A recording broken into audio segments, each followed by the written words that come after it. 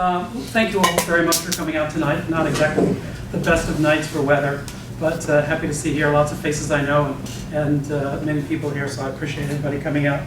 My name is Ed Harlowe, and my wife is on her way here. She's been in New York in the day and is on the tarmac in LaGuardia last I heard, and so she's trying to get here, but many of you will know her. Her name is Marybeth Pearlberg. We live at 20 Unity Court, single-family residence, along with our daughter, who's doing sporting practice and teaches football. First game of the spring is tomorrow.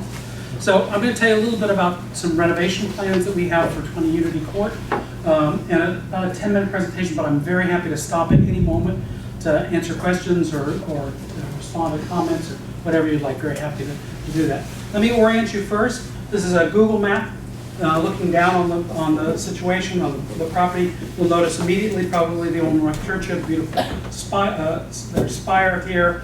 For reference, here's Salem Street. On this side is Townsend, and here's Charter Street. Unity Court entrance actually comes off of Unity Street here. It's a small little alleyway that comes to the back here, opens to a courtyard. In red here is the property that we live in.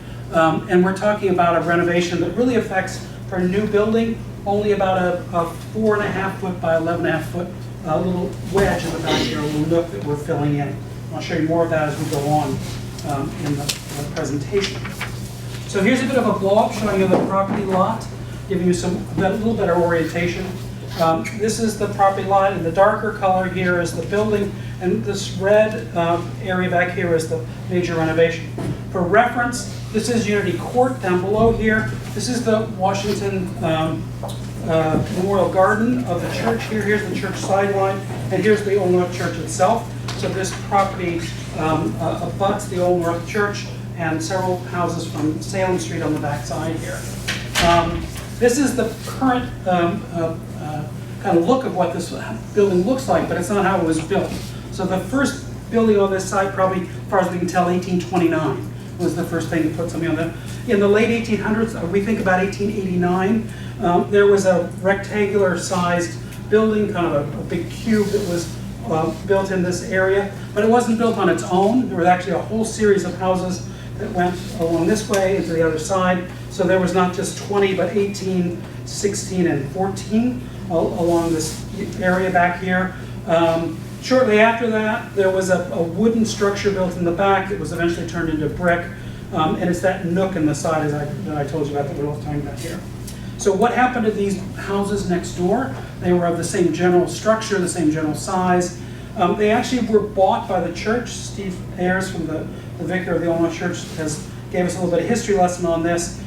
Starting in 1920, there was a group called the Lantern Society that was formed at the church, and they actually purchased a number of the houses that were near the church, and they purchased them and then took them down. It was mostly for fire safety, and it happened on this side of the church and also on the other side of the church, and that's where those garden areas have actually come from, and it's all to give a little bit of fire separation. That's true. But that meant that essentially the side of our house was opened by that operation, so we got a new face that we go through, and I'll show you that face as we go on. The renovations of this space really happened in three phases. So there's been a master plan to do it. The first phase was to work on the second, third, and fourth floor, basically from here onto the first of the house. The second phase was actually internal, the first floor in the basement, and now we're ready for the third and last phase of our plans, which is in the back side here. Here is a little more detail about what we're thinking about doing here. And I'll just take you through this very quickly. Here's the first floor space. We're planning no addition of space on the first floor at all. There will be, you can see the little nook, the little notch that's cut out here that we want to fill in. We are going to have a pillar in the corner here to support the space that's going to be built out above. We will add a little less than 50 feet on the second, third, and fourth floors of the additions. The second floor is our kitchen floor, and we'll have a small powder room in the back here and some laundry space. There'll be a little bit of change in a pantry area. On the third floor is a new bathroom for my daughter, and in that space. And on the fourth floor is the master bathroom. The fifth floor is actually not a floor, it's the roof deck. We won't be extending there, but we will be rebuilding on that space, and so there's no extra space, but that's the addition. So it's really about 150 feet square feet of addition being added to the house. As I spoke before, the place used to look like this. So this was the side of the house starting. We bought the house in '92. We've been living in the house. It's a single family. We live there. We're city folks, raising our daughter here. We're committed to the North End and living in the city. Anyway, this was the side of the house as the space was turned down. This was an old stucco. You can see multiple colors cracked. And this was the state that we bought it in '92. We, in the first phase, actually worked, as I said, on the second, third, and fourth floors. We're reconstructed. What you can see in this middle picture is a view of the current structure, what it looks like. This is actually from the Washington Memorial Garden of the church, looking back on the church. And I want to say a little bit about the structure on the side here, kind of how we designed and how that design came to be. When we were thinking about what to do with a face that had never seen the light before, we tried to imagine what we should do with it. And we came up with a design idea that essentially said the front of the house we should keep in the North End style. And so I'll show you a picture in a minute, but the front of the house looks very much like the other parts of the North End. So it's a red brick start, the sills and lentils of stone, pretty much the white windows, the same sort of look that you will be used to in the North End. On the side here, what we decided to do was to take materials from the North End, but to rearrange them in a contemporary view. So many of you will know this view. I think you've seen it before if you've been by the church at all. All of these are materials that we discovered in the North End through a series of walking tours, identifying glass and lead-coated copper and other sorts of structures that were found in the North End, and then began to redesign them in a contemporary view. So there's bay windows that are here. There's a little bit of a terrace. You can see the lead-coated copper kind of working as an insert into that wall setting. What you see on the right hand here is a little montage. I didn't introduce my architect friends. I'm sorry from before. Treff LaFleche and Kevin Park from LDA, who have been working on our project from the very beginning. Should have done that to begin with. I'm sorry. One thing that Kevin's really good at is building these montages. And so what he's done here is inserted in the back here the space that we want to design and the design and inserted it into this picture. And I have a second picture, gives you another view of the house.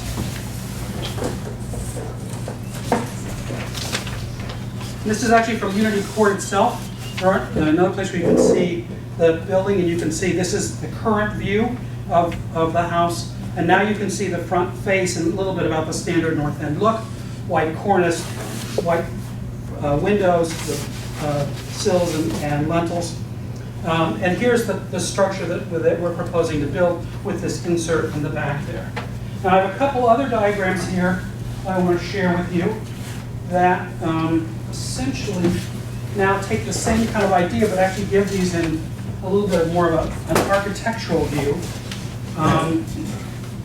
And so this is standing again in the courtyard or the garden, looking at the house or an architecture view. This is current structure, and this is looking in the back of the house, which you couldn't actually stand here. This would actually be other houses that are there, but give you the structure that it is.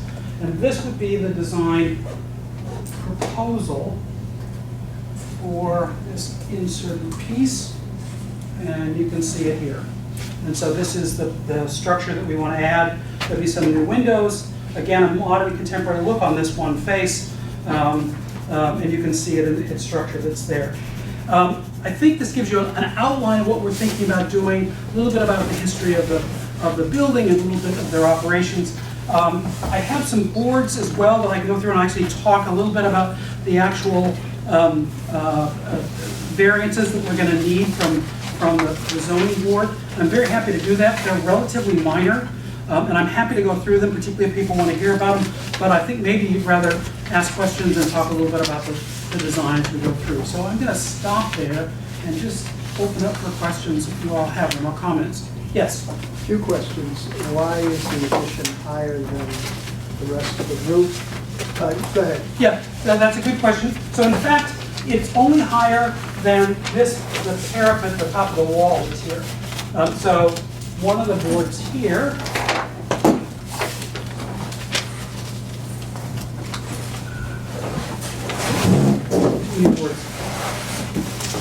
actually shows that. So north end is, as actually Victor mentioned a minute ago, the code for the north end is 55 feet. So for reference, that's here. So that gives you an idea of the same sort of layout as before. So it's hard in the back to see, but my finger is right on the line here. This is the top of the head house, one head house. Here's the top of the second head house. Here's the railing now, and that's the wall that's here. So we're still well below code. And of course, this is not living, so this is just the structure that builds this addition and hooks it into the parapet of the roof on that setting. So the answer to my question, why is it higher than the rest of the roof? It's how the architects want to hook this section into the remaining roof. And we're always concerned about the impact to light, air, sun, a sense of openness. Yep. And so I'm very sensitive to that. By the way, I should have mentioned my name, Dave Kubiak, Cleveland Place. And where I live, I can stick my arm out the back windows and shake hands with the people behind me. And that's so probably good and bad, both I imagine. Yes, exactly. Yeah. Mostly not good. And so I'm wondering, how close is this to the building behind you? What is the building behind you? Are they residential units? And to what extent will those units lose some air, some light, some sense of space? So I don't think they'll lose any. Let me use this board to talk about that. So 38 Charter is on the back side here. So in between us is a space for where 22 Unity Court would be. So that's about a 14-foot space. This is our house, and we are on the complete other side. There's a head house essentially right there, which is just taller than this, so it won't be obstructing. It'll actually be lower than the head house as it goes across, and we would be across the space here in that setting. And so you are a master of not answering questions. My question is, so. what is the building right behind you? 38. Are those residential? No. Where the addition? Yeah. Yes, this is Salem Street, so this is 101, 201, 199, and 197 on the back side. And the distance between here is exactly the same as it is now. And this is a empty roof deck back here with a roof deck, a head house in the back here, and a little roof deck area away from this setting. Have you had a conversation with the owners of that building? We've had all the abutters in. We had an abutters meeting here. Everybody was very happy with the plan. Have you had a conversation with the owner of that building? I don't know exactly who was in the room. I can't tell you. Everybody was invited. All the abutters were notified. Okay, so you have not had a conversation with the people potentially most affected by the filling in of that space? No, but all the abutters were properly notified. I understand. I've heard that 3 and many times of now. them- You have not had a conversation with the owner of the building who may be most affected, the building that may be most affected by the... I can't tell you whether they were here or not. So I haven't specifically shaken someone's hand and said that is a rental That's space. unfortunate. Yeah. It's actually unfortunate. Usually, what we like to do is we like to, speaking of abutters, have whatever abutters are here, have the first crack at asking questions. So I do want to open it up to abutters, if any are here. Otherwise, we'll continue with just questions from the group. So, abutters? Jim Salini, 38 Charter Street. Yes. Did you propose buying property from 38 Charter Street? No. Okay. Have you started any work? What is the materials of the new construction? So let me show you. They are the same colors and come from the existing space on that side. So this is the white of the windows that's around. This is actually a particular metal structure that is actually a sample from the company. And here's a large bit of the material we're proposing to use on the face of the roof that's there. This is a I forgot the name of it, Ecostone. Equiton. And it uses recycled materials. It's a matte finish, a little bit off-white, obviously, so it won't shine. And of course, the brick is the existing brick on the side Yeah. of the house, and the last piece is the lead-coated copper that we have used on the side of the house as well. And it'll be used in strategic locations for flashing, connecting the new piece to the old piece. Do you want to say anything about the globe treatment of your house? People may not be familiar with Well, they may not be, but Campbell is the rights, isn't that his name, Campbell? Robert Campbell, the Globe architecture, the writer in that way. Several years ago, he was asked to choose his 5 favorite homes in the Boston area, and this was one of the homes that he chose. So it's also it won several awards from the American Institute of Architects. Actually, 2 awards from them. It's been in several books on design. It's on the MIT tour for town for architectural books that students come by.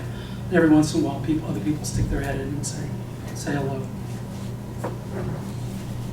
So after questions, we usually we open it up for comments that people might have. First, the butters get preference, like I say, Jim.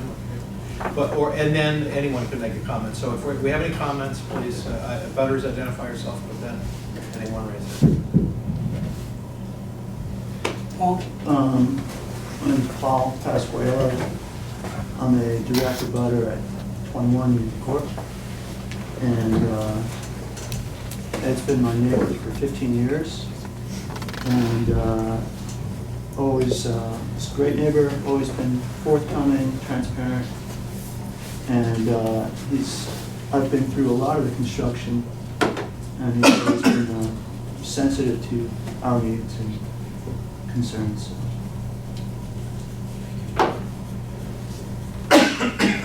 Ed, could you just address what sort of variance you're requesting? Yeah, so there are 3 variances, and in fact, I can line them up for you here. They're minor, but they are there. So one is floor to area ratio, and currently the ratio that we have in the current house is the limit is 3, and we're at 3.02. And with this addition, we go to 3.16. So a slight increase, but again, kind of continuation with the setting. There's a question about the rear yard setback. The north end, the regulations, I understand them, suggest that you should be 10 feet from the back of your property line. I think that's probably, many houses in the north end aren't able to follow that. Our house wasn't, originally was the house existing condition went right to the property line. We would continue that with this addition that's in this space here. So we're asking for the current non-conforming condition to be extended across this 4 feet that's there. And the other one is fire separation. So, right, the butter line on this side, the major one is to the church, and obviously they have a large distance to the actual number of church, about 75 feet across that area. But of course, the property line is there. We have a letter from the church describing their plans for the development of the memorial garden here, and their assurances that they aren't planning to build in the near future in this area. And the remaining is the 3.5 feet you were talking about before here on the back, which is a continuation of exactly the situation at the moment. So we're asking for the variance to take care of that. As I understand, when anytime you touch the roof, they need to look at the roof setting again, and so that's one of the reasons we built that board to look at the space below the 55 feet. Yeah, changing the profile, you know, so there's no variance there that we need for that one, but they want. Well, if there are no other comments, I think we're on time, but just barely. On the segment, we should probably take it to a vote, but I don't want to cut the discussion off. The room is very vocal, which it's not. So I will say that We have a motion for a vote? A second? And a vote with a tally for 20 Unity Court. Waiting. 16 support and opposed, so by all